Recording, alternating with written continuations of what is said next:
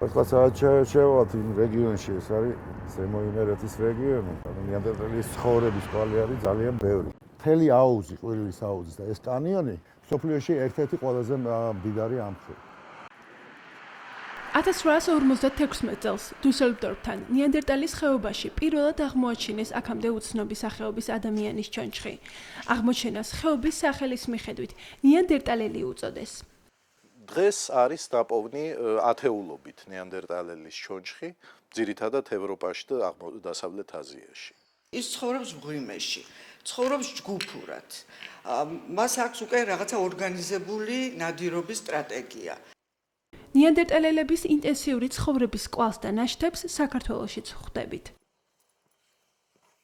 ისინი 40,000 წლის წინ გადაშენდნენ, თუმცა არც ენა და არც ხელოვნება მათ არ შეუქმნიათ. ვინ იყო ნეანდერტალელი და სად გაქრა ასე უკვალოდ?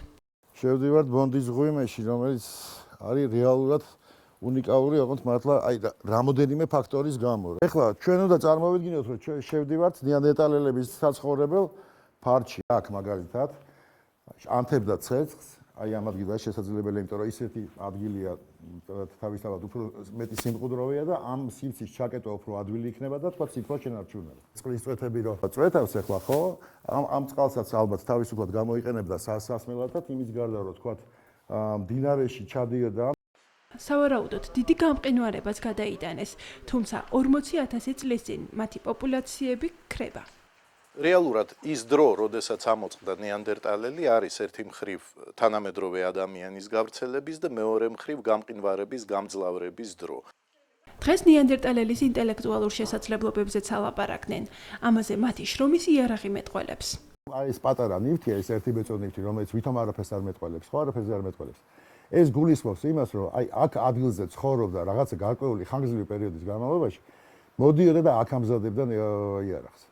და ეს არის პრაქტიკულად არის წარმოების გადანაღარი. აი ამ იარაღის დამზადებას უნდა ძალიან ბევრი პროცესი, რომ მიიღოს ერთ-ერთი სრულყოფილი იარაღი. ამის შედეგად რა თქმა უნდა შეგვიძლია ვილაპარაკოთ იმაზე, რომ მას აქვს ინტელექტი. რაღაც გარკვეული ადგილები არის კიდე, სადაც ნეანდერტალელი და თანამედროვე ადამიანი პრაქტიკულად ერთნაირი იარაღს ამზადებს.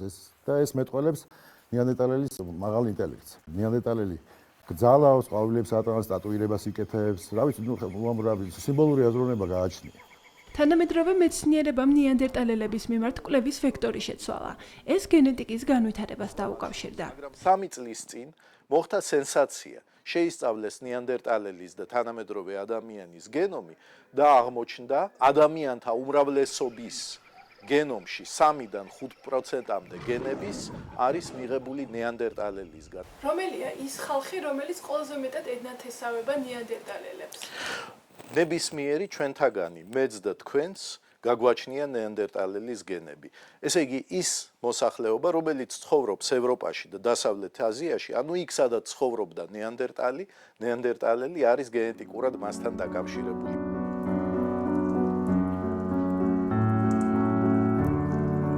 ჩვენ ჰომო საპიენსებმა ნეანდერტალელებისგან მემკვიდრეობით სიცივისადმი გამძლეობა და მაღალი იმუნიტეტიც მივიღეთ. თანამედროვე ადამიანის გამოჩენიდან ნეანდერტალელები 10,000 წლის შემდეგ გაქრნენ. ალბათ იმიტომ, რომ ისინი ნაკლებად სოციალურები იყვნენ.